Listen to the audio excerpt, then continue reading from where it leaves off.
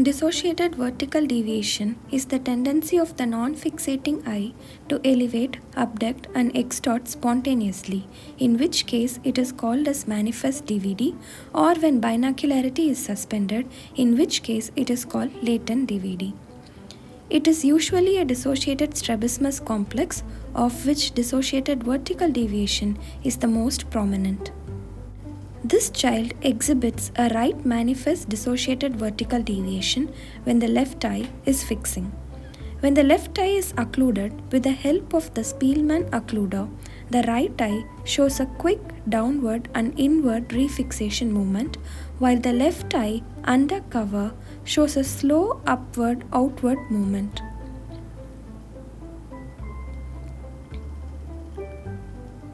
The same is exhibited when the right eye is occluded. This child has a bilateral dissociated vertical deviation. Dissociated vertical deviation is graded quantitatively into small, moderate and large based on the measured deviation. Quantification of DVD has a high inter and intra-observer variability due to associated latent nystagmus, unstable endpoint and redress. The prism undercover test is the gold standard and it estimates both manifest as well as latent DVD. Even with prism undercover test, only 33% of cases exhibit a stable endpoint. This patient exhibits a right manifest DVD with an alternating exotropia. When the left eye is covered with a translucent Spielman occluder, there is a downward-inward refixation movement of the right eye.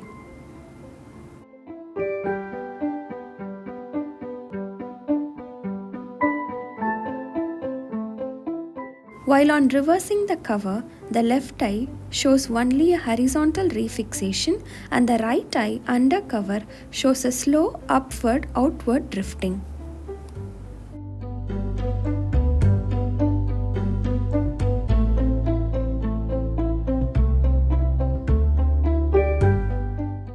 When the horizontal deviation is neutralized with a 30 PD basin prism, the dissociated vertical deviation of right eye is more prominent.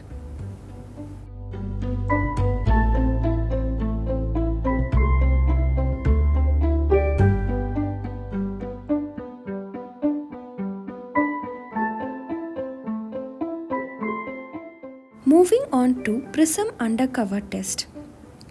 To place in front of the hyperdeviating eye, an 8 PD base down prism is chosen arbitrarily based on the corneal reflex. Both the prism and occluder are brought in front of the hyperdeviating eye simultaneously. The cover is left in place for a minimum of 5 seconds and shifted to the fixating left eye. The right eye is looked for any refixation movement. With 8 PD, there is a persistent downward refixation movement.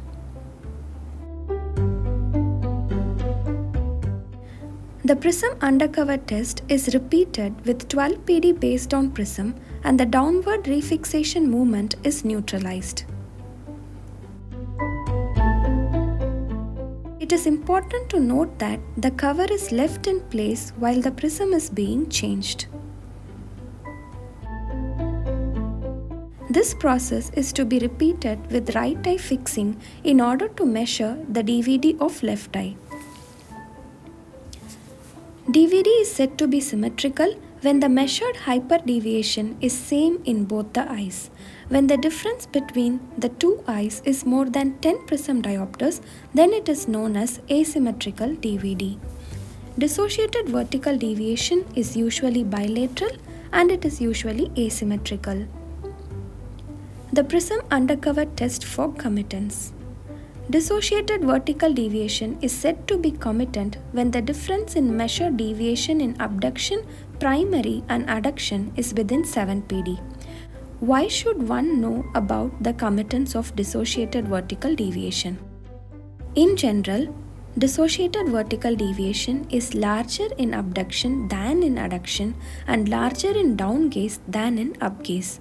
When associated with an oblique muscle overaction, an incommittance is to be expected.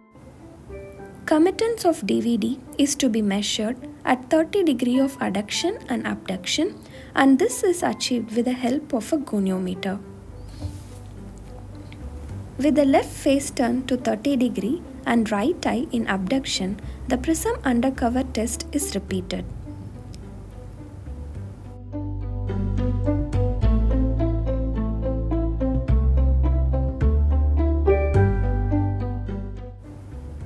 On neutralizing the horizontal deviation, right eye DVD in abduction is noted.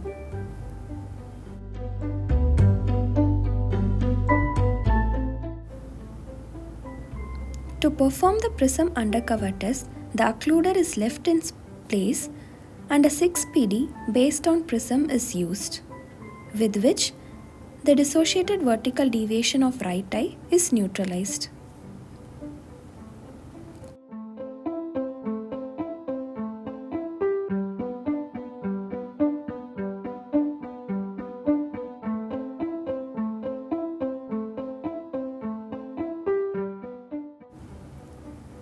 With 30 degree right face turn and the right eye in adduction, the prism undercover test is again repeated. Dissociated vertical deviation is more prominent and the deviation is neutralized with a 12 prism diopter of base down prism.